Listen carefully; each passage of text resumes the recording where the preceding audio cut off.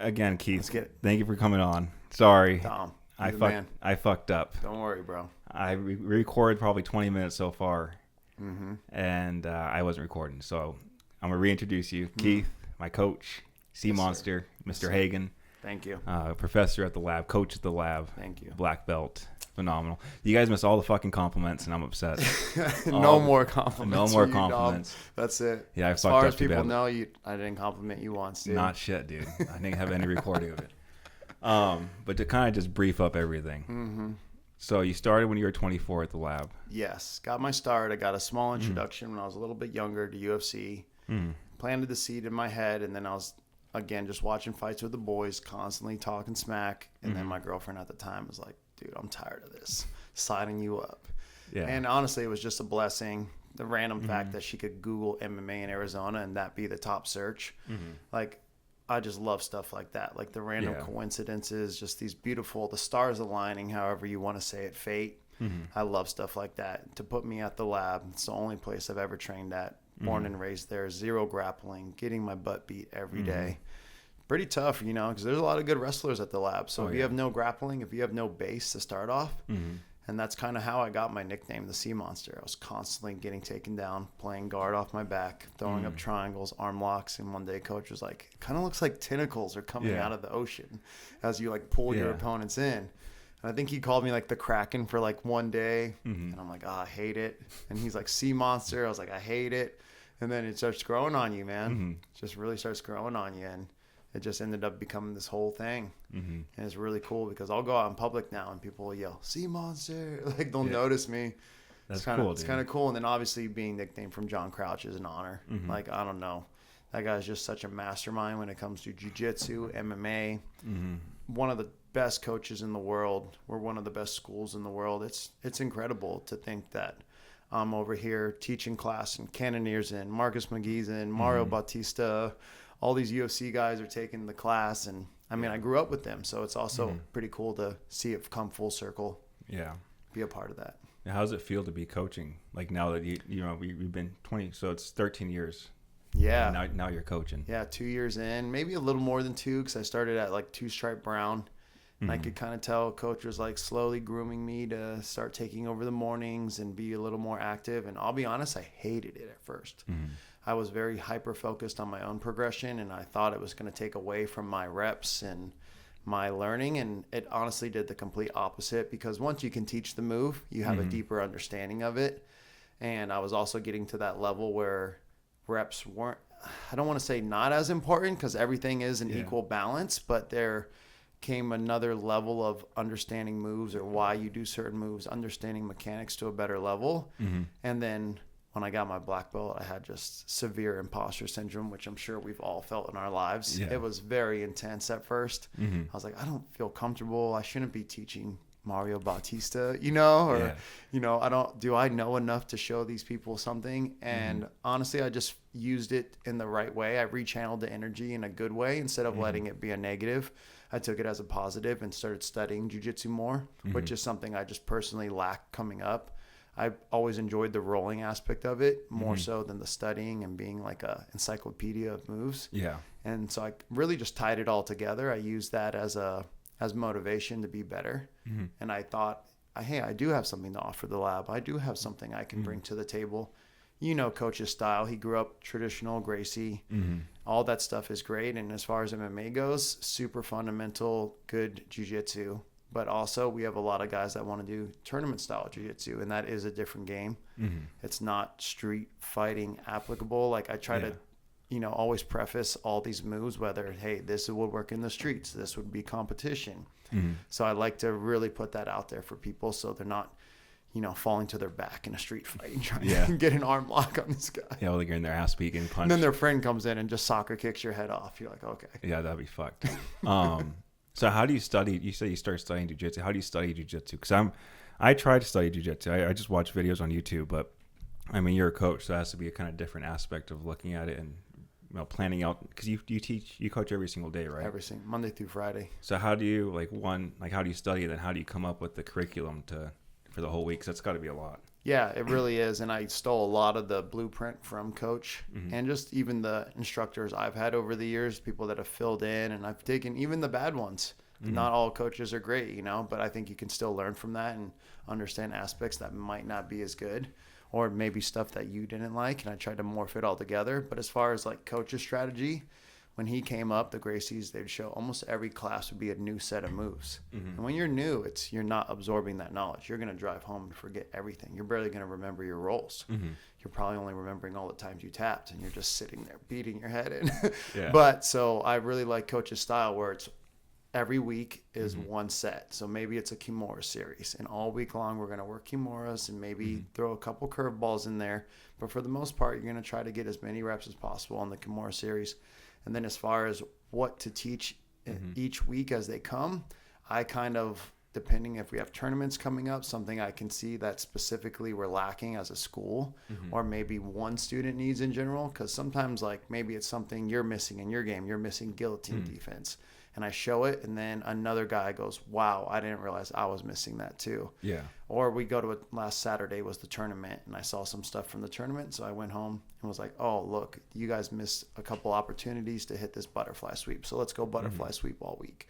So kind of stuff like that. Or sometimes I'm really selfish with it, and I know it's something I'm lacking. And like when I was getting ready for trials, I was getting ready to go to do West Coast trials, and I'm like, I need a leg lock game. So I'm going to study leg locks. And then as far as what videos to reference, for me, it's pretty simple. I just go to the best guys in the world, guys that are doing it and competing, because there's a lot of good instructors. And I don't think necessarily you have to be a competitor to be a good teacher. Just like in basketball, there's a lot of great coaches that never played the game. So not necessarily that that's a given, but for jiu-jitsu, it definitely, I feel like helps when I can reference a move being done in competition and then hearing the guy break it down. So that's kind of my small process. It's an ever evolving thing that I go along with as I'm growing as an instructor too, because I do feel like I'm pretty fresh into the scene still, and I feel like I'm getting better like every week, every month.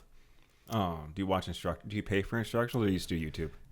I mean, that's the coolest thing about, I think right now with as far as the internet and information being out there, I pretty much just go off of YouTube, and I just try to digest as much content as I can from multiple instructors. Again, people that either compete, don't compete. I just think are great teachers, and I kind of stay within my little wheelhouse of people, because when I was coming up, there wasn't that many, YouTube videos out or free videos. You would more so be buying the instructional or buying a DVD and stuff like that. So, but I never studied growing up, you know, coming up in the game, I never studied. I was like, no, I'll just get in there and beat my head into the wall until I figure it out. Hope for the best. Yeah, hope for the best. So now it's a lot more methodical. And to be honest, the greatest reward I have is when I show a move and I see a student starting to use it now. Or, hey, I hit that Troy bar setup. Yeah. I did get the sweep. Stuff like that is like now the more rewarding than me doing well in a role, me doing well in a competition. Feels good. I feel like I'm giving back to the community. Nice. In a good way. So it must feel good when your semen demons are they're up on yeah, first, I think we're going with squids now. Squids now. With a K in there, like kids. Yeah. So a lot of trial and error on the names. I'll keep Mo a semen demon. Yeah. We got to keep him humble. Yeah, I got to keep Mo humble. He's getting too good. Yeah, when he came in, he wasn't doing too hot, and then all of a sudden he got really, really good out of nowhere. So, dude, he grew on me. I actually didn't like him when he first started. I was coming this early this year to start the year. I had a knee injury. I sprained my LCL. And I was out for about 6 weeks, and I was just resting. That's when he started coming, and every day he'd be like, "When are we gonna roll? When are we gonna roll? I'm gonna get you." And I was like, "Hey, if only this guy knew." And I couldn't roll. So for weeks and weeks, he would just be like poking the bear. And then finally one day I was like, you know what? You can have it today. Yeah. And I really like him now. He's growing on me. We're good friends. Yeah, he was, and people get humbled in there real quick. Yeah. And you gotta pinch the bull, see how much you get away with. Yeah, exactly. And it's funny because once you get to roll with someone and get to know them a little bit better, hang out with them once or twice outside the gym, you really do build this cool bond. Like even you and I, when you first got to the gym, when you don't know someone and then you roll a few times, you feel really close to them, right? You start, through sweat, through pain, through bonding like that. It's pretty intense. It's cool. You're trying to kill each other. So yeah, you go pretty hard too, like in a good way. Yeah. Like you have that dog in you, And that probably comes from the wrestling, probably comes from, you know, you being tested throughout your life. Yeah. And you've definitely lost some weight. Yeah, when I first started, I was on testosterone when I first started. Yeah. So I was definitely juicing, but I was 230, and then I got to 185. I think was the lowest I got. Yeah, you look great, man. You look great. It shows. I had to stop going for a little bit because I got too skinny. My fiance she kept saying I was too skinny for her. Yeah, so. she's all of a sudden she's making you leftovers, second meals. You gotta start eating more. Plate. You gotta start eating more. Go get some more pizza. That's cool. Yeah, dude, I love the lab. I can't see nothing but great things. I hope more people go. I found out about the lab in my sophomore year in high school from Talon. Really? You were connected through Talon? Yes. What's the connection there? So we went to different grade schools, but we were like rival grade schools. So I knew his brother. We always played sports against each other. And then we went to the same high school. And then I joined wrestling my sophomore year because my friend was joining wrestling. And I said, I can't have him fucking me up because we had a small neighborhood and I was the alpha dog. I was the oldest one, the biggest one. I was like, dude, I can't have this he's way smaller than me. So I can't have him fucking me up. So I joined wrestling and then I saw Talon. I was like, dude, I'm going to fuck this kid up. I'm going to fuck him up. And we went to opposite schools, like rivals. And then, yeah, I learned real quick. That was tough, man. Yeah, he's a tough little guy. He's a good guy. He almost got me, he taught me some illegal moves. And then he almost got me disqualified in my first match. So I was like, damn it, Talon. But yeah, I found out from the lab from him because he told me that's where he learned a lot of his moves. Because I was like, how the fuck did you get so good? Like, how are you so good at this? And then Kyle Pay, I don't know if you know Kyle Pay. He went. Not familiar. He was at the lab as well for a while. He was fighting, but he went to Cactus High School, and I wrestled with him. And he was telling me about the lab. And then when I wanted to fight my whole life, my mom would never let me. So that's wrestling good was mom right there. She let me race. She let me race motocross though. Like, okay, well, no, that's cool though. I like motorcycles a lot, so. Yeah, I got to race motocross, but she never let me fight. My cousin was a boxer, so I was like, I just want to fight. Yeah. I wanted to fight. I fell in love with UFC. I wanted to be a wrestler growing up, and then I found out wrestling was fake. Like we all do, just a crushing day. That was very crushing. I was very upset, honestly. I was for a few weeks. I think I was upset. My stepbrother broke my heart. He's the one that broke the news. Yeah, he told me about UFC because he watched UFC. He said that stuff's fake because I was like all the video games and everything. And then he showed me a fight of Tito Ortiz just ground and pounding some dude, and I was like, oh, this is the real stuff. And then I saw Joe Rogan come up. I'm like, oh, the Fear Factor fucker's on here too? And then my whole world got turned upside down. I tried watching WWE, and ever since I started watching, I was like, damn it, dude. Yeah, you can't, and then you can't go back. Can't go back. Once you see behind the curtain, you see Oz, you see all of that. Yeah, it's pretty tough. It just baffles me that people know it's fake, and they still go. Yeah. I mean, if you look at it as like a grown man soap opera, I guess it makes more sense. But it's kind of cool. Like my nephew loves it, so it's good to see him all jacked up and big fans of all those guys still. So it's kind of cool to be in it still. Before I finish this up, dude, what got you into doing the juice? Where can people buy the juice? And how is the juice made? 'Cause I already finished it. It's fucking delicious. Awesome, man. That means a lot. It's been a big part of my diet, my regiment. It's a good meal replacement. It's for me, I start my mornings with it. Me personally, I like to work out slightly fasted.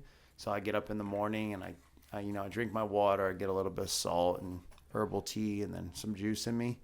And I get going on my workouts. That's kind of my style and my thing. But ultimately, like most people, I don't like eating vegetables. I don't like chewing on a bunch of vegetables. So it just made sense that I found out you can juice and get your nutrients in that way. Also, because you're getting it in through the liquid form, it digests better. It doesn't sit in your stomach as long. And there is some good give and take to having the fiber and then not having the fiber in there. But pretty much my main recipe right now, I'll make a whole bunch of different batches, kind of depending on the season, or if people just want a specific one. But this is what I call the middle of the road. I squeeze lime in the start. I do apples, oranges, and pineapple, and I let all the fiber and pulp fall through. And then I strain out the cucumber, celery, carrots, and beets. So it's technically a green juice, but once you put any amount of beets, I don't know if you've ever messed with beets, just any of that stuff will dye your hands, it will dye your clothes. It doesn't take much, and it overwhelms the color. I like the way it turned out, though. I think it matches well with the sticker, the contrast of the red beets and the pink sea monster sticker. So it all like kind of vibes together. And then the fair warning is when you do have beets, you got to be careful because this happened to me. when you first start doing beats, it will come through in your urine. And don't worry, it's not a GI bleed. You don't have blood in your urine, but it can be pretty shocking sometimes. Really? So I try to put a very small amount of beets in there just to really get the color. It's good in vitamin A. It's a lot of great health benefits to juicing, and I use a masticating juicer, a cold press juicer, slow press, whatever you want to call it. So it has about 80 revolutions per minute. There's no heating up of the juice. It lasts a little bit longer shelf life. That's also why there's lime. All the citrus kind of helps preserve it. So right now, through my social media, through the lab, you can acquire the juice. I'm still working on getting it in different stores and things like that. But honestly, it's a small passion of mine that hopefully will become a bigger passion. Yeah. I'm just very focused on teaching jiu-jitsu right now, and this is kind of like a little small side hustle in the meantime. But yeah, if anyone ever wants any, hit me up. Yeah. But it makes me happy because everything I do now helps people be healthier, helps you be better, more self-confident through jiu-jitsu, healthier with the juice. And also puts some pressure on me in a good way to stay healthy, to stay fit. I feel like I'm a walking billboard for all the things that I do, right? So it kind of helps me as well. And then obviously, as you know, as being a wrestler and competitor, sometimes we got to cut weight. No one likes cutting weight, man. So if you can make it tasty, if you can make yourself full through, micronutrients like that, it's a really, really good way to cut weight as well. Nice, dude. Yeah, it's fucking delicious. I can't, I don't really drink juices like that. And that's really good. Yeah. And I mean, it was a hard sell for me too, because I was like, I don't want to drink just celery juice. Like I've tried it all, right? I tried just the green apple and some celery and just the carrots and just the green juice, and they're all. So this is my ultimate blend where I feel like it meets, like I said, middle of the road. You're 50-50 on your fruits, your veggies, you're getting good nutrients, and it tastes great. Yeah. It's hard to argue with that. Yeah. Have you gotten tests done on it, like for the actual nutrients and stuff, or no? No, I need to. Yeah, that's kind of going to be the next probably biggest phase of it. The lab is trying to start up a little acai juice cart. Oh, nice. So hopefully we're going to tag team and go in together on that. And then that way also, I don't get to go in the evenings as much. I've been covering a little bit of Benson's classes. I fill in here and there, so I get to get in the evenings. But as you know, there's way more people at night. So I barely touch the nighttime market. So it would be great just to have a refrigerator there stocked up. Yeah. People can roll in, just go through Venmo, Zelle, whatever it is, grab your juice, go. Just do it on an honor system, which isn't too hard with it being the lab. Yeah, everyone there is so cool. Yeah. The nighttime classes are fucking busy. I filled in last week and was doing the no-gi, and it's crazy because it'll be like 65 people. You'll have like a couple day ones, everyone in between, and then like 4 black belts. So you're like, all right, what do I show? How can I have good, digestible content here for everyone and make it a good class? But kind of to one of your questions earlier, the way I teach is I like to show a very basic version of something and then scale it up to a very experienced version and then let people kind of rep in between. I like to think of myself as kind of like that cool substitute teacher where like it's okay if you don't do the homework exactly. Like you can take the side quest. It's okay. Do some side quests when you're in my class, as long as you're training, having fun. The number one thing coach always instilled in me was have fun. Like, what are we doing here? And that's not just jiu-jitsu, that's life. Yeah. If you're not having fun in your life, like what's the point? Like we're given these great opportunities, able, willing bodies, brains. Like we should really be grateful because there's someone laying up in a hospital bed. There's someone that just got in a car accident right now that their whole life changed. So I try to wake up and be grateful and, bestow that knowledge and that gratitude onto others too. Have you always had that kind of mindset or this kind of mindset you have right now, or how long has it been instilled in you? I would say for the most part, I was like kind of taking the path, but I think like most humans and most of us, we learn through experience and we learn through tough times. Like no one can ever be fed a silver spoon their whole life and usually end up with that kind of mindset. It usually takes some, drastic things to happen to you. And my biggest ones were always like near-death experiences, just being grateful. I've rode motorcycles for a long time, street bikes, and I was into stunting and had, the whole crotch rocket deal. And I've had a lot of really good accidents, we can say. Ended up in ICU, close calls, going through windshields, over cars, even dumb stuff on my own. And I think it's that kind of like near-death experience, the realizing your life is finite, realizing that tomorrow is not promised. So now when I wake up, I try to just practice gratitude. And again, it's also nice that I get to do a job that gives back to my community. I'm making people better, and there is a good, selflessness to that. So I think that all ties together. But I was kind of down that path on my own. I've just been a happy person. I've always realized that there are people in this world that have it much harder. There's people in third world countries that are struggling to get by, not drinking clean water. And we're just able to we're inside AC. We got lights, electricity, cold water we're sipping on. Yep. Life's good. Yeah, it's a great life over here. Depending on what happens, and hopefully it's a great life the next 100 years here in America. So. Yeah, I really think about that all the time. And I mean, just the fact that we have the freedom to pursue the lives we want. Like, I don't care what side of the fence you're on. I'm not a political person. I'm not but I do recognize that I have freedoms to choose, and I think that's the greatest thing in the world. So I'm not on one side or the other. I'm pretty much just on the fence looking at both sides like y'all are crazy everywhere. But I'm also grateful that I get to have that standpoint and I get to have that view, and I'm not forced to think some way or, I get to pursue all my passions and dreams and goals. And that's great. And that's the thing I'm most proud of and very grateful. I could have been born anywhere in the world, but I get to be in America and Arizona above all the states. Like, I don't know about you. Where are you born and raised? Born and raised here. Oh, really? Yep. Very cool. Been going this area. Pretty much grew up in this. I've been all over the West Valley, but pretty much this area has been. Yeah, Arizona's awesome. I was an East Coast guy. Grew up in Virginia. Oh, wow. Northern Virginia, right outside D.C. So very, very cultured area.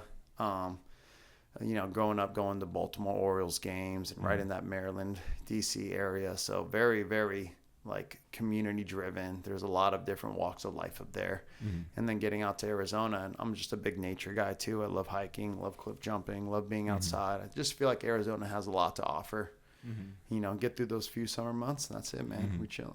So how long were you in Arizona before? Obviously it was before you're 24. When did you move out here? Yep, when I was about 10 years old, my dad got a job opportunity. First one of our kind of whole side of the family to move out. And then honestly, I don't think we have many left on the East Coast. My grandma's still there, and my aunt, but most of us are living in Arizona or Cali now, realizing that shoveling snow is not that fun. Yeah, dude. So you grew up in the snow? Yeah, I grew up having a snow day, school canceled because there's too much snow, the bus can't make it, stuff like that, running outside, throwing all your gear on and snowball fights, sledding, stuff like that. So yeah, really, really good life. Never had to deal with that. Yeah. My entire life. Out here. No, yeah, there's never. no way. There's no way. Yeah, I guess it's a different perspective. I mean, I guess you could say you're kind of a native. You've been here pretty much your whole life. No, so. I do. I consider myself a Phoenician now. Yeah. Enough summers to be no, I'm hardcore. Yeah, I mean, yeah. After 10, I feel like you're. Yeah, you're in. You're here. You're here. Yeah. So it's hard getting through the heat here. It sucks. I fucking hate it. It is. I hate Arizona. I hate it, but I love it. And it is getting hotter. Even last year was the record for most days over 100. Who knows what this month coming up, is going to provide. But the fact that you can drive up north for 2 hours, at least, kick off some elevation and 10 degrees of temperature, go to Cali, things like that. I think it's great, man. Yeah, it's kind of wild. We had snow still and Flagstaff up through June, middle of June. Yeah, the last day of the season just fucking pretty much just ended. Yeah, middle of June. It was pretty dirty looking. I saw a post on it, but that's pretty cool to think. Yeah. Could have been snowboarding all the way up to June. In November, and in Arizona too. In Arizona. Isn't that wild? Fucking June. Yeah. Hot as fuck. It's crazy. Do you snowboard? I do. You ever tried? I did. You do? I haven't gone in a while since I ate shit. Dude, it's a tough sport. Yeah, I thought it was good. Dude, it's rough. People assume you're on the snow, so it's going to be pretty light. No, that snow is hard. Yeah. Out of everything, I do a lot of crazy stuff, but riding motorcycles and snowboarding are my top two. Those are the two things that really get me going. What got you into motorcycle? How were you motorcycles growing up, or what got you into motorcycles doing this? No, I wasn't not really much growing up, and then my buddy used to be really big in the MotoGP, so we would watch some of those races, and I mean, just incredible to watch those guys just rip around the track, and every once in a while they'd win and pop a wheelie. I don't know what it was about stuff like that, but it always got me going. Always into BMX, skateboarded, stuff like that. So small introduction in a way. And then one buddy just got a motorcycle one day. He didn't have a crotch rocket though. So it wasn't a sport bike. It was a cruiser, but it was enough to get me thinking. And then I was playing video games professionally for a while. And I had some money on me, and I wasn't smart. I was young, and I was like, let me buy a motorcycle. Let me find out. So I kind of just put all my money into that and started ripping around. What kind of bike you get? Honda CBR. Nice. Was it 600? 600, yeah. Mm-hmm. You can do a lot with them. They're a lot lighter. Yeah, a lot lighter. The leader bikes are nice. They got a lot of giddy up to them, but they're a little harder to handle. Mm-hmm. And as a first bike, it wouldn't have made that much sense. I didn't need that much of a bike. Mm-hmm. Even though I'm a tall guy, it is a little bit more fun to rip the 600 around. Mm-hmm. Have you ever ridden on a street bike? Yeah, in 8th grade is the first time I rode one. Whoa, really? 1300. Yeah. Hayabusa. Nice. Yeah, Nice. the dude shouldn't have let me ride it. I was just riding my dirt bike around the neighborhood. Because I lived in the middle of nowhere, but there was a neighborhood like a mile away. And my friends lived there, so I was riding around seeing if any of them were out. And this dude has his bike out, and I was like, dude, can I ride it? Just randomly. He's like, yeah, go ahead. No way. And let me ride it. That's a big bike. Yeah, I didn't get out of second gear. It's a big bike. Took me forever to turn around. Just super long, big-ass circle. And then rode back, and I was done. Yeah. And then my buddy had a 600. I rode that, and then it was all right. What model? Yamaha. Yeah. R6? Yeah. Yeah. I like the dirt. Dirt's a lot more fun. Yeah. And I mean, and after all my accidents too, if I ever were to go back, I'd probably get just a dirt. Even though, you're dealing with rocks now and other stuff, you're going to wear your gear. You're going to be safer.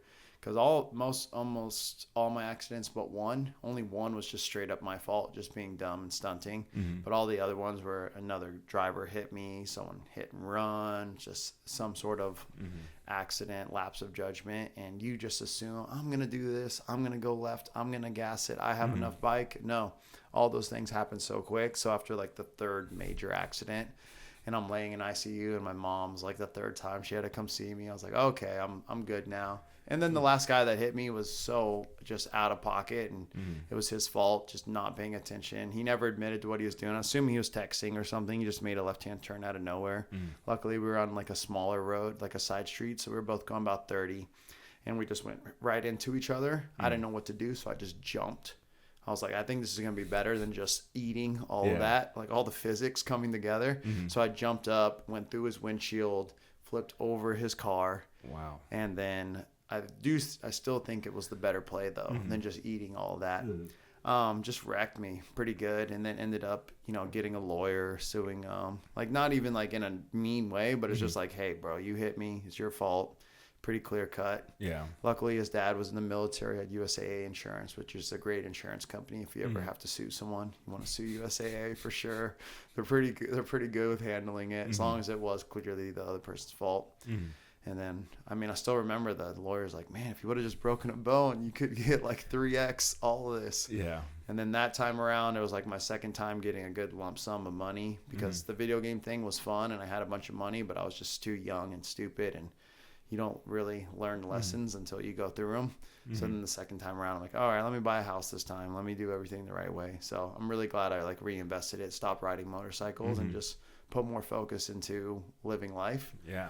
And so that was kind of like dude. the big change. Like it was one of those things that's like, it's a blessing in disguise, because it's so traumatic when it happens and you're just down bad and you don't know what your life's going to be. And to think that I'm still able to train jiu-jitsu, 0 injuries, 0 lasting injuries, I should say, from it. Of course, some like bumps and bruises, and probably like a little tweak in the spine, probably. Who knows? But to not have anything, dude, that's fucking wild. And to be at a black belt level with the minimal amount of injuries I've had, no major injuries, couple knee pops here. Of course, my neck can be sore, my back can be sore. But as long as I take care of myself and I stretch. So that's my big speech now at the end of the class, is telling all the other guys, like, don't be like me. I'm sure, and we all do it when we start. You go to the end of your rope on every submission. You let that rear naked choke sink in, the arm bar go to the end. You don't have to. You lost that move 3 times, like 3 seconds ago is when that guy set that up. It's too late, dude. Just tap. Yeah. But isn't it funny, as humans, you don't know until you go through it? Because I see the young guys, I say it every day. I still watch them go. Oh yeah, that makes sense. That was me. Yeah. That's still me. Still you. Yeah. Of course I it remember is. the last class, Leo had me in an arm bar. He's like, tap. You're telling me to tap. I'm like, dude, it's not going to tap. It's not hurting. And then, I guess he probably was there. Yeah. What video games were you playing? How old were you when you started professional video games? Professional was a little bit later, but I just gamed my whole entire life. I was like this weird early hybrid, like kind of athlete, where I played every single sport under the sun. Thank you. Appreciate you. So I played every single sport there is, and then I gamed whenever I wasn't playing sports. And my parents were very, very chill. and they didn't mind me being like just in my room, but as long as I was like actively playing a sport. So literally just a gamer my whole entire life. And then when I was like 16, I got Xbox Live, and that's when it changed. Start playing online. I'm playing with people from around the world in the US, and of course just talking mad shit all day long. Like I was just blown away by it. I couldn't stop playing. So I just played, and then I met a good group of friends. So it was probably right around when I was 19 as we started playing like first, like kind of more serious on what was called game battles at the time. And we were climbing the ladder. We became the number 1 team, and we got a sponsorship offer from this guy out in New Jersey named Godfather. And we pretty much signed away our like you know, just young, just like excited to travel the country and compete. So I didn't even look at the contract. He just sent something over, and I signed it, pretty much giving away my likeness, 20% of all my earnings for the rest of my life to this guy. Ended up being a really, really nice human. We went out there, lived at his house for a couple of weeks, competed in New York City, won some good tournaments, and I got to know him pretty well. I'd probably say I bonded with him the most out of everyone. And then later, the very next tournament, we had a bad showing. We were the number 1 seed, and we had a bad showing. We were playing Gears of War for Xbox. If anyone knows the game, it was pretty like revolutionary at the time. It was pretty cool, like third-person shooter. I was always a shooter guy, fast reflexes, you know, hand-eye coordination type stuff. Had a really bad showing, and like the team really just melted. We had one kid just want to quit on the spot. Wow. It was just really devastating that, you know, our sponsors like upset. He's like shocked that we like didn't even place top 8, which is what officially makes you a professional at the time. And I went home not knowing what the future was going to hold. We're on a beach vacation, and one of my buddies said, "Hey, I'm trying out for this new team, and I put your name out there, and I think you should try out." And me and him ended up going over and joining up with these 2 other guys, and we formed this new squad, and we went on a tear, man. We became the number 1 team. We won every single tournament for the rest of the season. Oh, wow. At the time, there was 2 major organizations. One was called MLG, Major League Gaming, which is one that a lot of guys know. And then World Cyber Games, which is kind of like the Olympics. They're kind of more like, as it says in the name, it's more like worldly.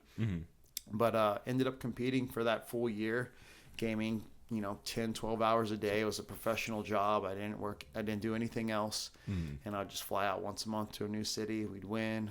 My mom would come pick me up. How'd it go? Oh, we won. You know, just same story, rinse and repeat. And then got on Team USA. Was like getting chaperoned on a bus. They're feeding us McDonald's to start the morning. I was like, this is, at the time it was great, right? But looking back, I'm like, this is kind of silly. But as a video game player, you don't need nutrition as much. But it was great, man. We won a gold medal. Team MVP of Team USA at the time. We won the Major League Gaming event that year. Just turned 21. Had all this money. It was honestly, it was a great. It was technically 2 years of professional gaming, with the last year being the year where that all the, you know, started reaping all the benefits, rewards. Yeah, all the benefits kind of came through. And honestly, I just put 2 years of my life into playing 12 hours a day, and we just won everything. And it was like on a nice little summer break. And I just decided, like, I want to be a normal human. I want to get the motorcycle. I want to start riding around. And then our 2 other teammates were young. They were 16-year-old kids, so they literally just lived in their mom's basements, played all day. And they were a little upset that me and the other guy wanted to be normal 20, 21-year-olds, you know? And they were kind of mad that we were like trying to even take a week off. So it just became this whole thing where we all ended up arguing. And I just decided, look, I'm going to go work in the restaurant business. I'm going to go be a normal kid now. And I don't regret it because I'm very happy with where my life has taken me now. I think all things happen for a reason. I'm a firm believer in, you know, that, you know, we're all put here to do certain things, and the way things shake up, you know, just be grateful. But I do realize that I probably could have been one of those Twitch kids. I could be a streamer. I just don't think I would be as humble, as grateful for the things I have.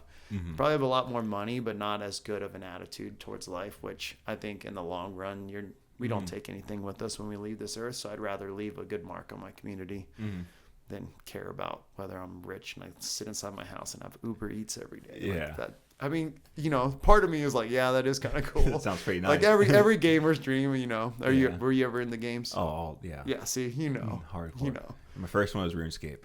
Bro. RuneScape Don't was get me started, bro. Yeah. RuneScape was the best. It was the best. Fathead 405 was my name. Bro, RuneScape was life-changing for a lot of us. All day. That was a crazy game because you really were connecting with people from around the world. Random ass people. Stuff. Not marrying random, because I'd marry some random ass people just to get the fucking gold rings. Oh, yeah, absolutely. Go to the wild. Be going, the wild was the best, bro. Don't even get me started, bro. That's like flooding back so many good memories. Dude.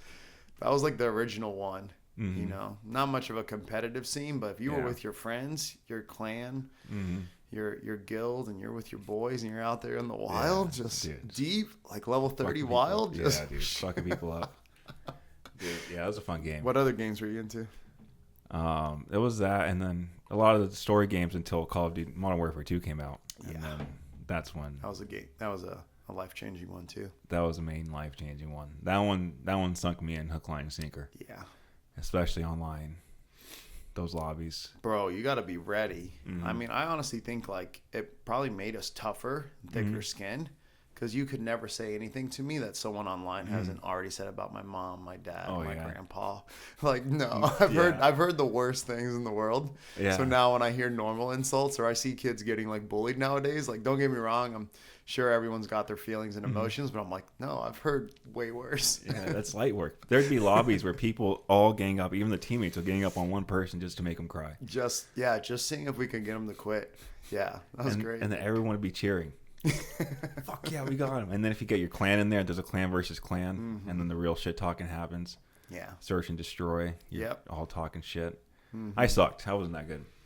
I like to think I was good. I was good enough to be on my squad. Yeah. But, you know, it was still fun to play. Like you're getting on. Like I'm just trying to think about the days when I started, because I played a lot of the older Rainbow Six. Like now it's still kind of popular. I don't know how much you follow the scene anymore, but they still got like Rainbow Six is still around. There's still a bunch of these shooter games. But I remember, you know, you're ordering a pizza, you're about to jump on with the clan, you're about to drink your Mountain Dew Code Red, just you're about to get it in, man. Yeah, those are the golden days for sure. Yeah, dude, video game. I mean, I still play. I play all the time. Yeah, what are you playing? I play. Well, I have stuff online, so I deleted my online account. So yeah, smart. I only play like dirt bike games because I can't. I'm good at them. That's cool. I get my dopamine flowing and I'll get off. That's good. Yeah, I was playing Modern Warfare when it came out, the online, and it came out during COVID, so I got hook, line, and sinker. Yeah, and that was a glorious time, actually. Like, video games kind of kept me mentally sane through COVID. Yeah, were you into all the BRs? Were you playing, or are you still playing, like, Search and Destroy? Oh, no. Battle Royale. Yeah. Battle Royale only. Because that was just the only thing to do at the time. It was the most fun. And you can hang out with your boys, being in a little squad, just camping out, fucking people up. Just having fun. Yeah, pissing people off. It's the greatest feeling because when you lose, you just start up again. Like you're not waiting. They're so smart with the dopamine. The dopamine push. The little push tough, to go. Bro. It's hard to get off. Yeah, I played this game called PlayerUnknown's Battlegrounds. That was PUBG. Dude, that was the start for me in the BR scene. Fortnite, I played a little bit, but it was early in the Fortnite scene, so it wasn't when kids were like crazy with building yet. So it was still pretty fun. I don't know if you like still follow any of that. They are insane now. It's almost like nauseating to watch because of how fast the game is moving. It's pretty intense. But yeah, we competed at a bunch of like PUBG tournaments, and I was watching like pro Fortnite players there, and it was just like this level is insane. And it's pretty interesting because now kids turn 18 and they're considered washed or old. It's like 14-year-olds run it. Like it's pretty insane, the level of like professional gaming now. So I try to keep up with it a little bit. I watch some Twitch. I watch some of the top streamers because now I'm just totally a casual. I'll still play online. I like to get on Call of Duty, Overwatch, certain games. But I noticed that my dopamine is like, it will mess my receptors up, right? And I only play at night anyways. I'm not going to go to bed. I got like gamer brain, and now I need another hour, and that's going to make me not as good of a teacher. So I'll be honest, I really don't even game anymore. But I have a PC. I just kind of leave the Ethernet unplugged just to make sure. Good, yeah. So easy to just turn it on, dude. Too easy. Yeah, my office had my TV, because this used to be my office I worked in, so I used to call right there, and then my TV be right next to it, my Xbox, and then I just... and just turn the chair over and start playing. I'm supposed to be working, and then I start playing. I start playing for 5-6 hours, and then. What do you think the future is going to look like? Do you think if I'm sure you've probably seen the Apple Vision Pro. Have you seen any of the VR headsets? They're not good yet, but they're starting to be. And now with all this new technology coming in, I'm sure AI is going to help out. They're having omnidirectional treadmills now. The gaming world is going to be insane. Like you're not going to want to be in reality. Ready Player One. Yeah, Ready Player One. Great example. Like I personally welcome our AI overlords. So I'm totally ready for it because I think I have enough sense to still want to go hike and do fun things and then dabble into the virtual reality world. And your job's kind of safe. My job's a little safe. Yeah, I think I got one of the few jobs where I'm like good. Yeah. Where everyone else, like, I would hate to be a graphic designer. Like imagine spending 4 years learning graphic design. That's done. There's zero chance for you to be better than AI. Yeah. Or even like movie video editing and stuff. Anything that has to do with online. Have you seen the new Sora videos? Dude, it's fucking wild. Pretty cool. They even took like Legend of Zelda and they're like, hey, retell the story of Legend of Zelda, but in a 1950s like cinematic, like Renaissance way. And it was mind blowing, incredible. Ganondorf, Link, Zelda, all those characters in an instant. Like it's pretty cool. Yeah, movies are going to change a lot. Yeah. If anything, just getting better, you know? I mean. Well, then everyone can make a movie though. It's like, what's going to be a good movie? Interesting, huh? And then are actors still going to be actors? Are we still going to need actors? Yeah, I feel like they're probably safe for at least a little bit. But again, who knows? Because all this stuff is getting ramped up. And I don't know if you've been listening to the latest on like AI, but they're saying the only thing holding them back right now is just throwing more money at it. I guess it's obviously between America and China for the race right now. Yeah. And we're leading in computer chips, but we're lacking in power. Our grid is not as strong. And then China has the grid, but they don't have the chips. So it's just this battle of who can throw more money at it. You got companies like Facebook, you got Google, you have all these people that are now making mini nuclear power plants and next to their factories so that they can run this. And they say every time they throw more money at it, it just exponentially gets better. And we don't really know. I guess the race right now is what they're calling AGI. AGI is like not a sentient AI, but it is a close to perfect AI that is self-aware, or at least adapting and being better. So everyone's kind of racing to have the first AGI. And like I said, I think we are raised in the greatest generation where we still had to like do normal things, play sports, have our friend groups, social interaction, but we also get technology. We get the best world. Whereas like my nieces and nephews, I feel bad for my 9-year-old niece, you know, she's going to grow up she came over to my house when she was like 4 and was touching my big screen, like swiping it. And I'm like, no, that doesn't swipe. Like just totally, you know, integrated with the technology. So yeah, bless their hearts, man. It would be a whole different world if you were a little kid right now. I know, dude. Trying to navigate the world. Yeah, I'm so blessed in the time we grew up in. I'm 7 years younger than you, but still kind of the same age group. But we got to deal with everything. We didn't have computers. We were growing up. We still had to go home. Forced to go play and do all these things. And like I said, it was great.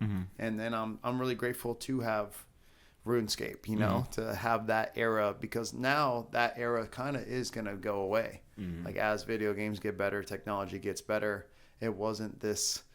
I don't know if it's like the novelty of it, you know what I mean? There's like a certain era that me and you got to experience that was very novel to everybody. So it felt new and fresh to where I think nowadays kids are going to just take it for granted like you would with anything, right? Yeah. I think maybe the Ready Player One stuff might be able to bring that back. Oh, you're right. Because if you're with your boys and you're looking over, say you're racing motorcycles, racing the cars and stuff, or going to war. You can be whoever you want. I could be an org. I could be an actual sea monster in there. Whatever it is, right? And then imagine your jiu-jitsu skills. Oh, it's going to be so cool, man. I'm honestly so ready. Or the fact that, again, I don't think it's going to be like tomorrow or even 5-10 years. I think it will probably be closer to 20, if not more.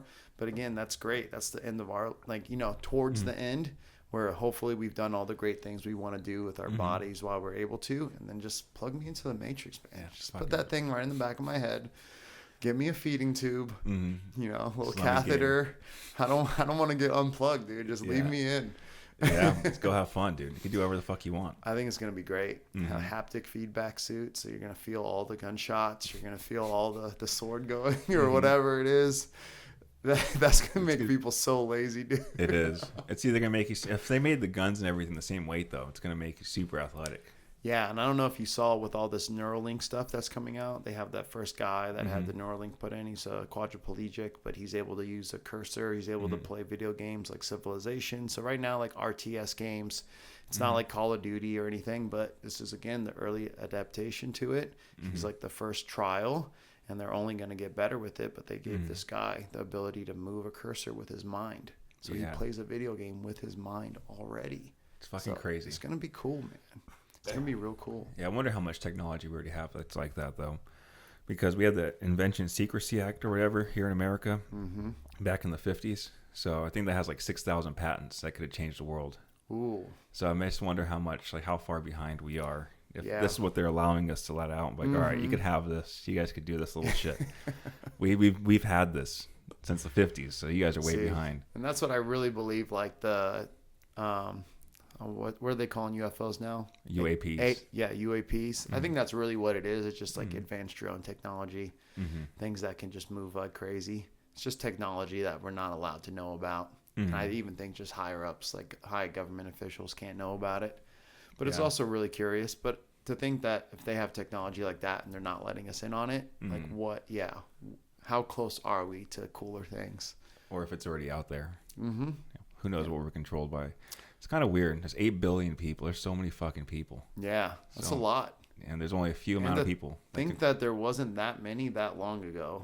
Like we went from like 2 to 8 fairly fast. And if you like, I love the analogy of looking at the how long the Earth's been around, or even humans on a 24-hour clock, and then you look at the industrial complex and the industrial revolution and how long we've had, refrigeration, AC. All these things have been around for just over 100 years.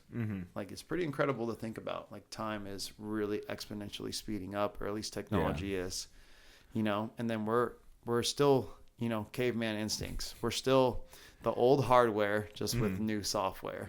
So it's pretty interesting to think that we haven't changed that much in our attitude and our ways, but we have all this cool technology now.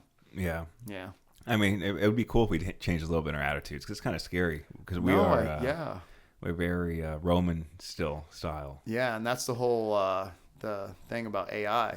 They're saying if it does become sentient or conscious, and it's going to come to light and be like, what are you guys doing? You're still fighting over lines in the sand and resources? Like, this is weird. Yeah. Like, you guys are lustful, greedful, prideful, all the sins. You're gluttons, you're this, you're that, everything. It's going to come in and hopefully clean house. Yeah, clean. Not in a bad way, not like Terminator style, but like, hey, let's but if its whole purpose is to make humanity better, and it looks at humanity like, you guys are fucking up, so I just need to remake humanity by myself. Yeah, maybe. Or hopefully, I'm such an optimistic person, so I really think it's just going to aid us and be smarter, more clever, and help solve issues. Like, I really believe in humanity coming out on top in all situations, and I think AI is just the tool to help us get there. And maybe that's just by automating shittier jobs so people have more freedoms to chase their passions and goals. But obviously there comes with a whole slew of problems of how do you fund everything. And it's a lot of issues. Yeah, but I mean, if they come out with AI, they have to do other shit, because they have like I think it was between the 50s and the 70s, there's this guy who came out with like a water, being able to charge or run your car off water. And he got killed. But the military, they put that under the Secrecy Act as well, but that would have tanked the whole oil industry, tanked all these industries. So, I mean, I feel like if they do that, if they do bring AI in, they're going to have to tank some other industries to make everything cheaper. Yeah. I think a lot's going to happen. This could be a wild ride. Yeah. Who knows? We got to live through what's going to happen. Yeah. And it's going to be soon. Like, it really is going to be soon. Like, even just having ChatGPT on your phone and having the ability to write essays or answer your questions about complex issues too, which again is great.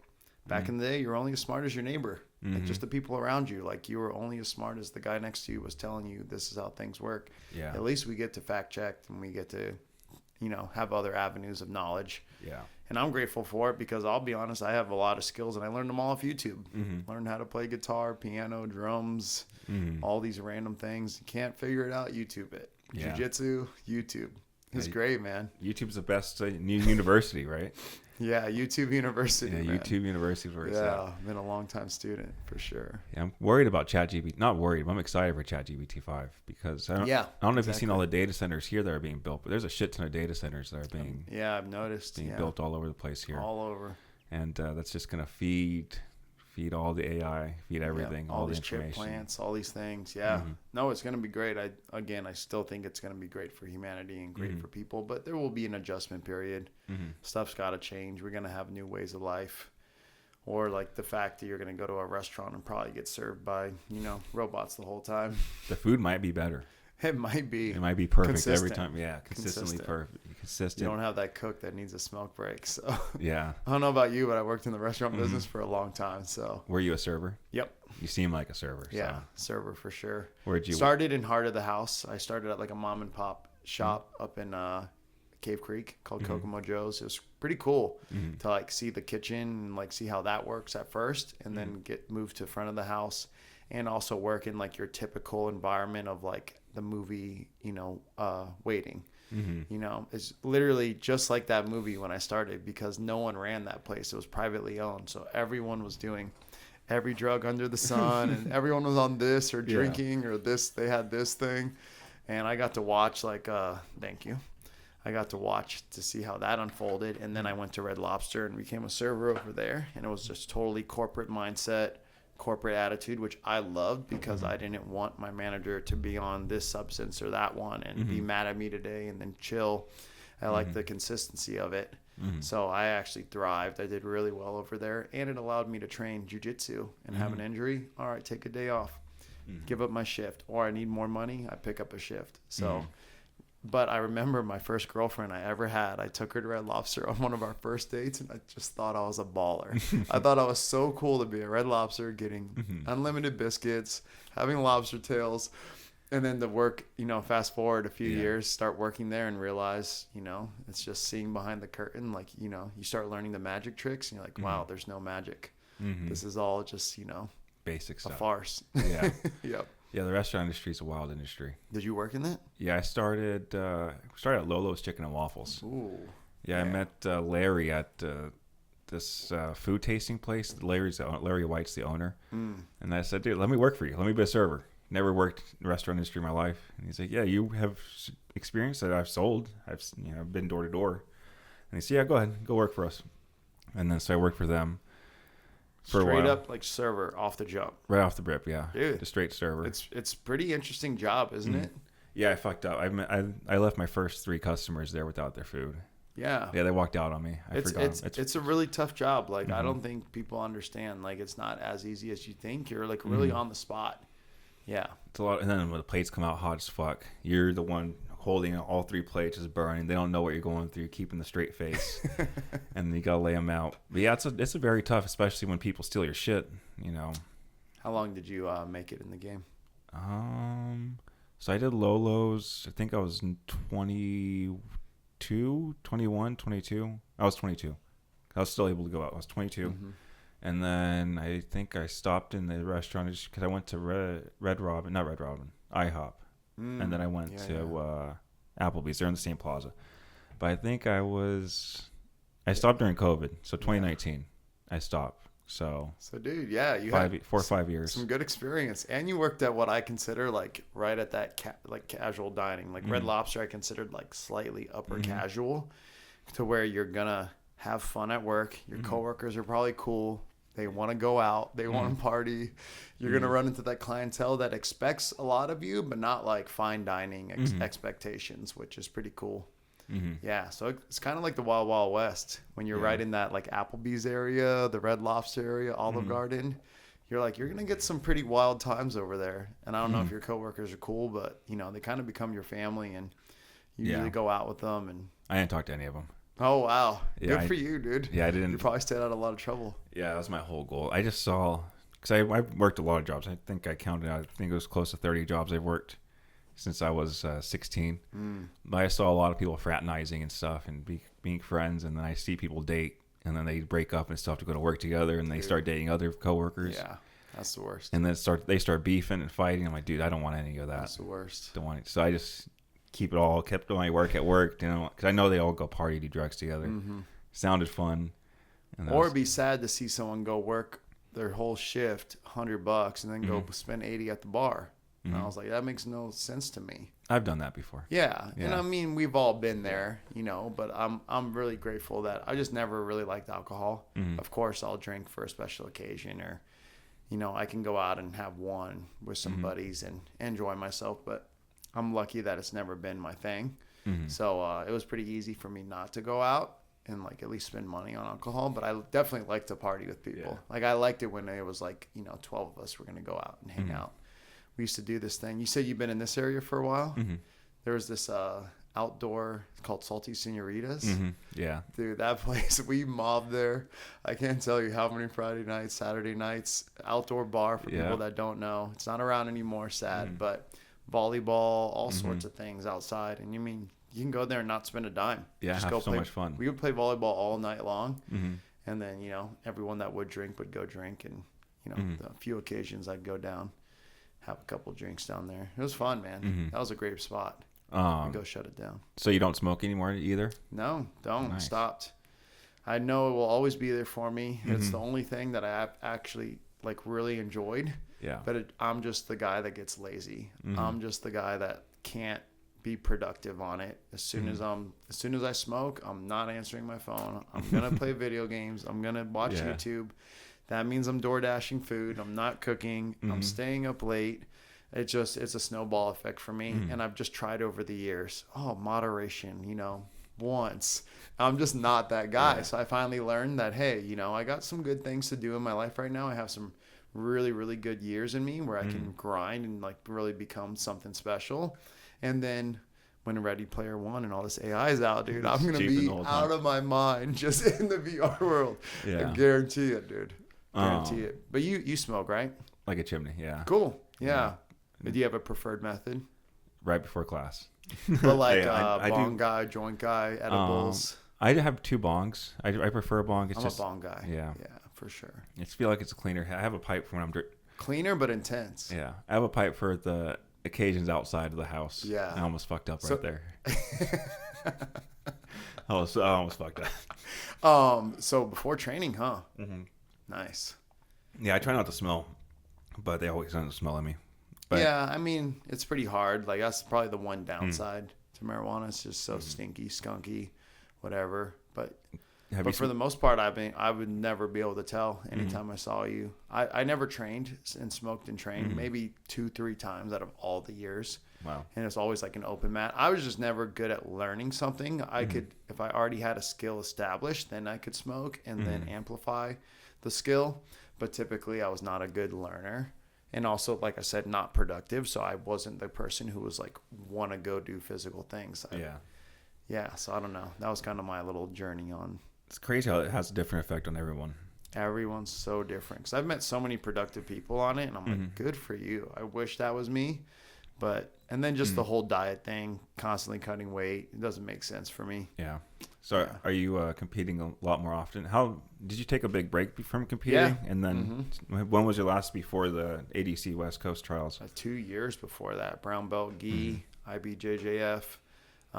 So I was doing a lot of brown belt stuff, and then I just caught a bunch of bad injuries in a row. And nothing like, nothing like broken, nothing popped or torn, but it was just like my neck, like something probably happened, I'm sure, my back. It was just all these weird injuries in a row. And then after you take a little bit of time off, you do start to doubt yourself, a little bit of doubts creeping in. You're like, can I do this still? Yeah. And I've competed ever since I started jiu-jitsu. I was like a couple months in and I'm like, yeah, of course I'll go do a white belt tournament.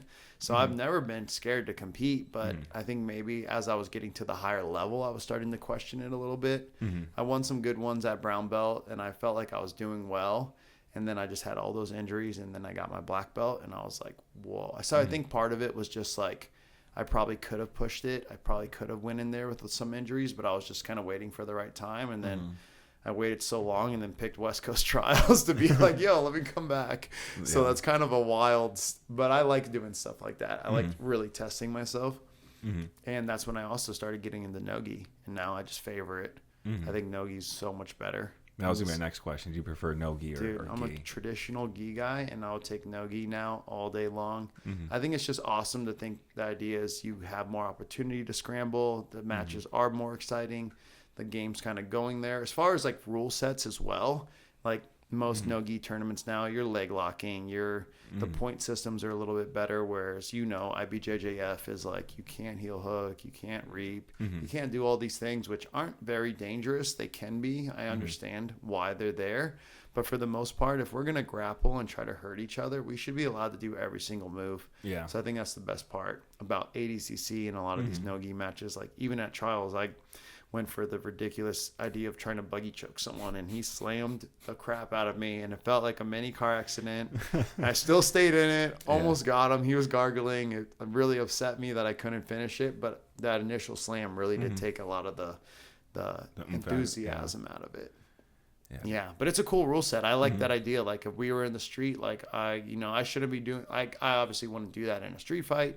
But with it being a matted area, I felt confident trying to pull it off. And but those are cool rule sets to me. Like I think you should be able to slam out of a submission. A la Drakkar Close. Slamming out of the armbar, knocking the guy out. That's great, man. Stuff like that's real. One of my first classes in jiu-jitsu, I tried slamming, and they got mad at me. They said, "Don't slam. You can't slam me." And I was like, Coach Z will rip you. Yeah, and I was like, oh shit. But isn't it like instinctful? Yeah, like you almost aren't even like really thinking I want to hurt this person. You're just thinking this is a way out. Like I'm gonna pick you up. Yeah, you put me in a triangle. He was way lighter than me, so I just lifted him up, and then I was getting ready to slam. And no. Did you notice when you came in, started training? You obviously have a wrestling background. Did you prefer one over the other? Are you? Oh, no-gi for sure. Yeah. Are you still leaning there? I fucking hate gi. And then especially it took me a year to get one stripe. I said, fuck that. Fuck the belt system. I'm done with the belts. I don't care. I'll sandbag white belt as much as I can. I don't give a shit. Fuck the belts. So it took me a year to get my one stripe. That is the right attitude, though. Yeah. Screw the belt, man. Yeah, fuck the belt. Only covers 2% of your ass. You got to cover the rest. Yeah, got to cover the rest. And that's up to you, man. We could go in there, no belts, and we'll find out. We'll find out. Yeah, but no, no-gi really is fun. I mean, the idea that you can scramble through and you can't hold me on the skirt. You can't hold me on the lower back. Like, it's just little grips like that. Gi stuff is still great. Like, again, I was raised in it. I love it. I tried not to do as much. And I'll be honest, I've kind of gotten away. Even though I teach a lot of gi, all the stuff I've been teaching is very fundamental, no-gi applicable as well. I'm not going to show you how to lapel choke and do all these things, which they're great if you want to play by those rules and be a sport guy. But I want a lot of the students for right now to just be good grapplers. And I told them, hey, trust me, we'll get back to doing some cool gi stuff. But for right now, I'm going to take you down a certain path where it's just grappling, just being good. Because ultimately for me is I've learned all these things because I want to be able to defend myself. I want to defend my friends, my family, my loved ones. I want to be in there and be confident. I'm not going in there so I can lapel choke someone and berimbolo them. No, I want to be at the bar and someone messes with my girl and I'm going to just... I'll be honest, I'm going to strike. Yeah. I'm definitely a striker at heart. Yeah. So I'm not just going to jump and start grappling someone. But it's good to know that if it happens, you want to be the top player. You want to be asserting the positions, asserting the pace. So, did you see that video of it was during ADCC. It was in San Diego. This guy, this drunk guy walks up to this guy who must have just gone out of the tournament. But he was wearing an ADCC jacket. And yes, I did. He got fucked up and his arm snapped. It's bad, too. Bad. And he started, fucked him. Oh, that was bad. Yeah, super bad. And I even tell the students when you're in a street fight, like, that's why the rear naked choke's the greatest move. You know, you don't want to be, especially over here in Arizona, you got so many meth heads and tweakers. You go for an arm bar, you're going to break his arm. He's going to stand up and start swinging the thing at you. So you really want to have a top dominant game and you want to go for blood chokes. Like, blood chokes are where it's at, head and arms. Triangle from top mount, stuff like that is what really gets you out of a dangerous situation. But again, obviously an arm bar does work well. It can isolate someone. And if you break his arm, at least he's going to get up and have one less weapon to throw at you. But I tell students all the time, be ready. If you break someone's wrist, they're probably going to get up and just be mad. Yeah, I just run. I would run. Yeah, I Yeah. mean, ultimately, like and I'm sure you've seen it and felt it now too. But the more you learn, the less you want to fight. Mm-hmm.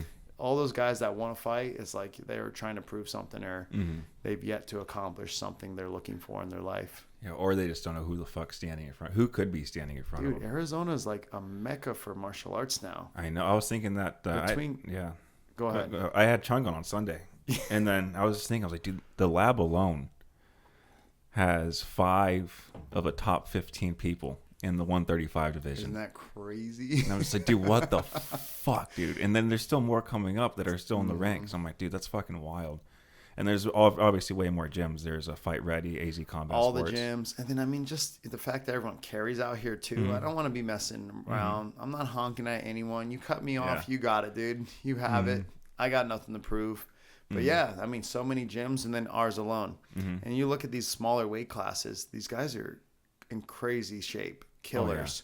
And, of course, like, I think the biggest mistake people make when they start getting into fighting, they think of 135ers like they're 135. No, these guys are 165. Marcus, like 170. You know, they probably get up there, a little off-season grind. Yeah. And then you just never know. Like, you run into Ezra Elliott. Like, that guy's going to murder you. Like, he's just, like, we have so many guys at the 35 division coming through the lab. My number one guy is Kyler Phillips, because I've just grew up with him. I've seen him do his thing. He's just so well-rounded, has every skill, has everything at a high level. Like, he's going to be world champion for sure soon.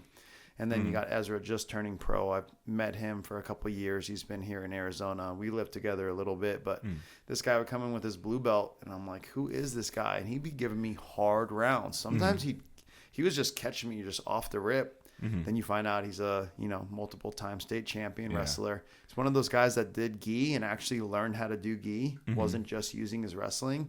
And now that his top game is just so dominant, he just doesn't accept the bottom position. And that's just such a good attitude for self-defense for MMA. He just turned pro, able to use his elbows now. And I felt bad for that first guy, because that guy got rained down on. Yeah, it's bad news, man. Our 35ers are crazy, but Ezra and Kyler are just out of this world, man. They're so good. Kyler has Cejudo, doesn't he? Not official, but he's looking for a fight right now. And you're in a weird spot when you're in the top 15, but you're like 15 through 10. All those 9 through 1, they don't want to fight down. Yeah. So it's really hard to get these guys to commit to a lower number, because obviously everyone wants to fight up in a number. So Kyler's in a tough spot right now, when also he's not like, he's not on Twitter. He's not always, calling people out. So that might be part of like the next move, is like, let's start calling people out, or at least, putting them on blast, put some pressure on them. Yeah. But Cejudo's that guy where like he needs to make a smart decision. Yeah. He has to be. And him fighting Kyler is not a smart decision, because Kyler beats him, 10 out of 10 times. So I think Cejudo is hunting for the Dominic Cruz fight next, because he knows that's a big name and he can beat him.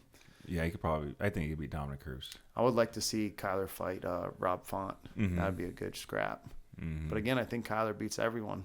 So is there I'm not sure if you know, is there a rule to not fight within the lab? So like, let's just say they want to have Marcus fight Mario or Marcus fight Kyler. It would only happen if it was the top of the heap champion versus number one.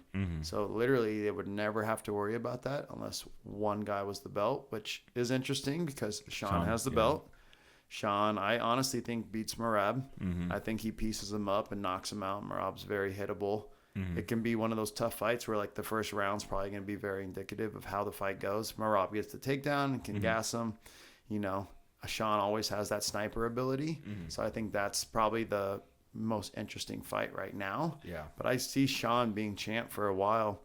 Kyler gets a couple more wins. He's cracking top 5, and then they might have to fight each other. So that's something that everyone, you don't really worry or talk about it until it gets there. So it's one of those things, like no one's really talking or worrying about it. So it's not a big deal, but of course we got 4 guys in the top 15, it's something's got to give. Yeah. But up until it's a make or break moment, the guys won't fight each other. It just doesn't make sense. Yeah. When there's more fights out there. Yeah, I was just so curious. It's such a family atmosphere when you go there. Yeah. Especially when you look at all the people that compete, all the elite fighters, and you look at them, they're all brotherly. Yeah, brother exactly. And then sisterly. The women. And you obviously learn someone's skill sets, and you see so much in the gym. So I think that's one of those things you just deal with as it comes, and we'll see. But who knows? Next year and a half will be pretty interesting. Yeah, dude, the lab it's stacked, dude. Every time I go there, I'm going back next week, which I'm excited. It's gonna be better. That's awesome. Man. I'll be back before this post, so that's You gonna be doing mornings or nights? Only mornings. Good. Yeah, dude. I don't. No offense to the night coaches, but it's just way too busy. Yeah. No, I agree.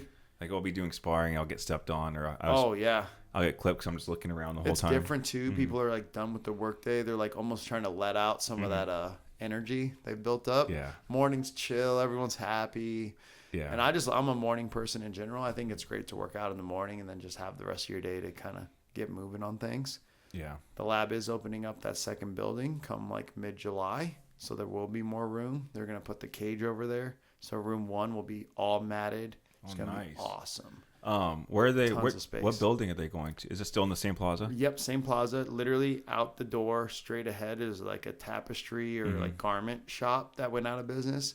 So they're taking that space. It's pretty big little space. What are they? Are they putting just like another training room there, like in the elite pretty much trainers? Elite, yeah. It's going to be like a fight team room with the cage, but then also splitting up the night classes. I think striking and jiu-jitsu will go there at night.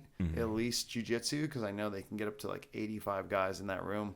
And you've been there. It's just you're literally like next to every single group. And then imagine room 1 without the cage. So now we can be more spread out. It's just going to be way, way better. It's going to be awesome. I'm really looking forward to that. And I might even start helping out at night more. Yeah. Maybe start picking up a couple night classes. But it's just different energy, you know. It's morning, night people. It's like personality types. You're going to get different types for sure. I think the night people smell a little more too. Dude, it's different. It's musky. You go in there and you're like, and I know it's just humans in general, just more humans, everyone breathing in the room. It's way different though. You come in at night, it smells different, energy's different. Way different. Yeah. And then, you know, you're not going to get my coaching, dude. You gotta come in the morning. Yeah, your coaching's good. I love your coaching, but Benson's pretty good too. Benson. Yeah, Benson's great. Yeah, I mean, what can you you know, only good things about that human, dude. That's like a role model for everything you can do in your life. I think I met him when I was really young. I think my grandma made me meet him. He used to go to the same church I go to. Oh, really? Yeah, I don't know if he goes there anymore. I haven't asked him. But yeah, I think I met him when I was very young. He was it was before he fought Anthony Pettis. Oh, really? Yeah, it was way back then. That's crazy. And then I saw the Anthony Pettis fight and I was so sad. That was right when I first started training at the lab. Really? Like a month before that fight went down. I was like, wow. And then that clip just gets played, and then people think he got knocked out. It's like, no, he got up. He finished. Yeah, right back up. Like, it's crazy.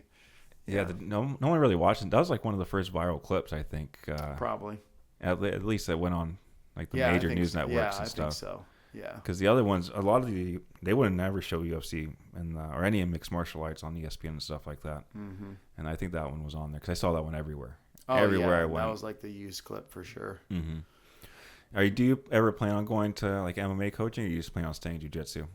I would like to leave that door open for the future for sure. But like I help Jenna Williams, help her with some of her training camps.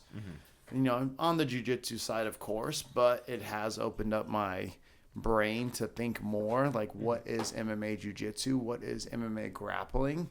And again, it's just a more simplified version because you just want to be the top player, you know, be the one pushing the pace, working all the Dagestani stuff, the handcuff, you know, the top side. Half guard is such a dominant position in MMA opposed to where in jiu-jitsu, bottom half is like a powerful position. You might sweep, but you're not punching someone. So now it changes. So I do like that aspect because it's forced me to go into that mindset. And I've had to study MMA grappling. So I would like to say I'd like to leave that door open because I also have a background in striking. I do like it a lot. Not that I'm very proficient or like would consider myself an instructor as far as striking goes, but it's there. The seed I think is planted. So we'll just see what happens. But for right now, my focus is jiu-jitsu and building up our sport jiu-jitsu team. I got a young group, you know, of go-hards, you know, Harrison, Mo. Yep. All these guys are kind of coming up. Jack, Isaac, like all these guys that want to train. Anthony. These guys all want to train and be good. And I really see them showing out for the tournaments. And it's hard, you know. It's hard. A lot of these guys didn't have wrestling background. So when they get out on the mat, you can tell it's a lot of pressure. Like, you can tell it's like the anxiety's kicking. So for them, it's more about just getting a lot of reps and competing. So I would like to see maybe some sort of small competition team, like morning guys. Maybe I'll like kind of run that first, and then we'll talk more MMA stuff in the future. Nice. Yeah. Did they not do the in-house tournament last year? Yeah, I thought it was a huge success last time we did it, and I don't know if it was maybe just too stressful. Yeah. I don't know what the deal was, because it was so much fun. It was so cool to be a part of that and referee for it. And then I don't know what the deal is, and we didn't do it last year. Yeah. Maybe I'll poke coach a little bit. Yeah, I didn't have a gi the first one, which was the year before. The first one I was there for. And then I was like, all right, I'm fucking ready to go for this one. I trained the gi for about a year. I'm ready to go. And then there was no tournament. I was like, fuck. Oh. Yeah, I was thinking about doing tournaments. I'm scared to get addicted to them. Yeah. Because I think if I scratch that itch, it's kind of... Because it really is cool, because it does change your attitude towards everyday training. So I think that's the biggest part. Like, you should at least put your name in the hat once or twice. Because you're going to come back to the training room and be like, oh, this is just made to sharpen the tools. This is what, the rounds at the end of class don't feel as intense. You're like, oh, we're just helping each other get better. And there's a little less attachment to everything. And I think that's the number one thing I stress for all the guys. We just had the tournament on Saturday, and I had a lot of guys go for the first time. And then on Monday, I'm like, how different does it feel? And they're like, way different in here. Like, oh, I see. Now I can be relaxed. Because you'll never go as hard as when you don't know the guy, and it's another school, and you're just in that atmosphere. It's noisy, and there's people screaming. You got people cheering for you. It's a cool feeling. Like, that's the most I've ever felt alive. Yeah. Motorcycles close, snowboarding second, and then competing, man. That's it. All eyes on you. Yeah, it's a one-on-one battle. It's tough.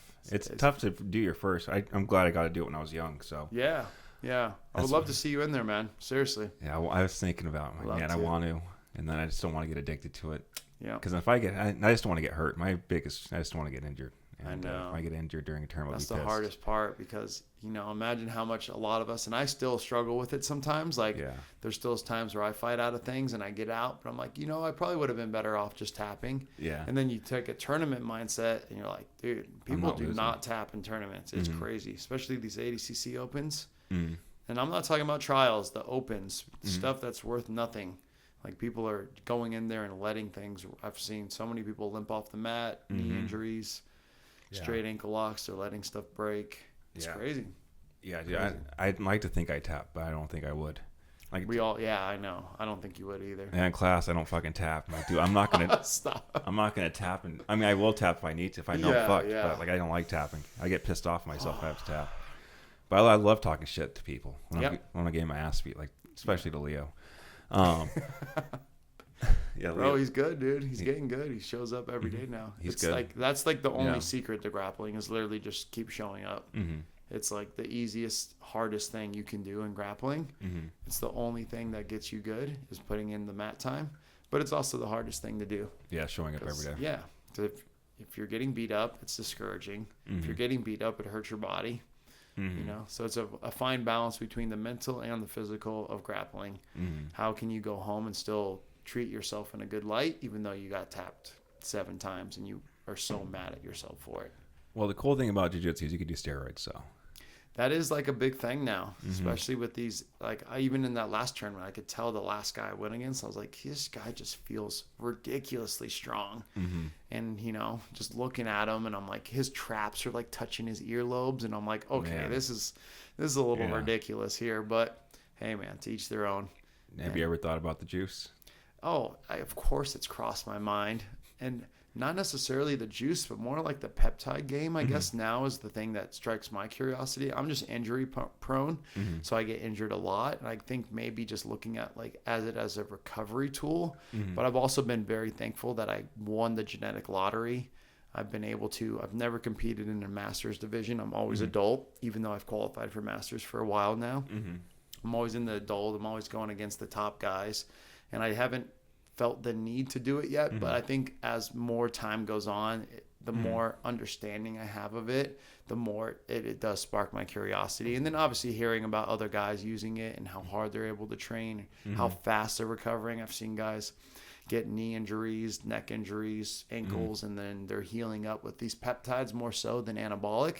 I don't think I'd do anabolic, but maybe these peptides as we get more information. Yeah. But I just want the science to be maybe a little clearer on it, or at least like have a better understanding myself. So yeah, maybe one day. Yeah, for peptides sure. are amazing, dude. I love peptides. I did them for a while. I used to fuck myself up a lot.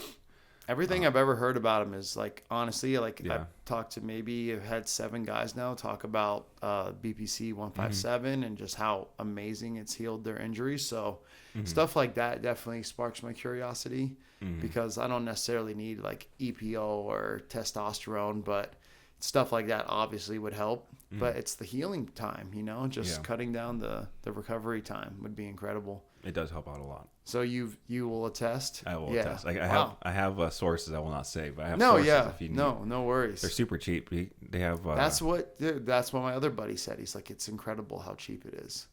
So you're like, what the heck? Yeah, dude. You get a lot of shit that's cheaper than a tub of protein that'll get you more jacked. No, I know. That's what all the guys have been telling me. Yeah. And it's one of those things where I'm like, okay, well, we'll see. We'll see how it goes. If I get one more major injury, then maybe. Yeah. Because my damn knee, neck, back, whatever it is, I don't know what it is. I just always seem to be catching something. Yeah. Do you have any kids? Nope, no kids. Plan on it? Do you have like a wife, girlfriend? No girl, no wife. I would like to have kids for sure. My thing is, like, I definitely enjoy my life. I don't have any animals right now. I grew up always having animals. I like the idea I can go up to Sedona and go hike all day. I could stay overnight, whatever it is. Like, I do enjoy my freedom right now. But in the long run, like, as I get older, I start realizing, like, it would be cool to have some, like, a boy or a girl and pass on your knowledge. Like, what's the point of gaining all this knowledge and all these skills not to pass it on to someone else? And I think for me, what helps is having nieces and nephews. So in a sense, like, it kind of curtails my like desire for that because I get to show them cool things and take them out. And then I get to go right back home to being a single guy that gets to do whatever he wants. I really live like one of the coolest lives ever. Yeah. And I didn't take the traditional route at all. Like, compared to most humans, like, I don't have a normal job. I don't have the normal lifestyle. But I'm also very grateful, and I take it as an honor to be able to live this kind of different life where I think a lot of people would say that I'm very blessed, and I would agree, Yeah, you seem like you live, just based off your Instagram, you seem like you live a nice, fun, fulfilled life. Yeah, it's pretty fun. Is it? I wouldn't say like it's a hippie lifestyle, but more so like no. I feel like that's pretty accurate. I describe it as new age hippie. It's like a good mix of like hippie, but like with technology and deodorant. Like a good mix of like everything, everything kind of combined together. Yeah, not like not necessarily living in the woods. I like coming back home to my king size bed, and I got my PC there, Netflix. But I also like to hike, and as you've seen, you see me in a hammock probably once a week. I'm in a swing in between 2 trees. It's old. I can't remember who said it. It might be Duncan Trussell. He has this great quote of like, he's like, there's some fool sitting next to a waterfall, completely unaware of all the things he should be scared of. And I love that saying because every time I'm out in nature, I realize I'm just reconnecting. There's no cell service. I don't have any worries. It really puts you present. It really makes you forced to be present, which is probably the hardest struggle I have. And I'm sure we all do as humans. We all are either worried about the past or we're worried about the future. And it's really easy to fall into those tropes and those traps, especially with social media.